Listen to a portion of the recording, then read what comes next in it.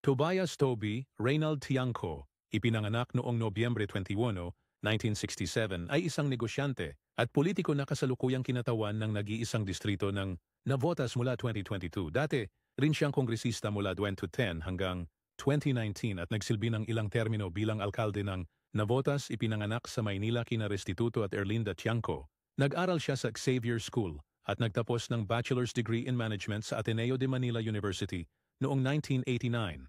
Bago pumasok sa politika, nagtrabaho siya sa pangingisda at manufacturing at umangat bilang CEO ng Pacific Tonnage Corporation.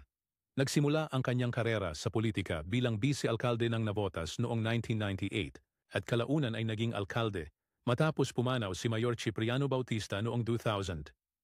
Itinatag ang Partido Navoteño at naging unang city mayor nang maging lungsod ang Navotas noong 2007. Noong 2010, nahalal siyang kongresista at nagsagawa ng mga programang pang-edukasyon, medikal at pabahay. Naging pangulo ng United Nationalist Alliance, UNA siya, at lumipat sa Independent Minority noong 2016.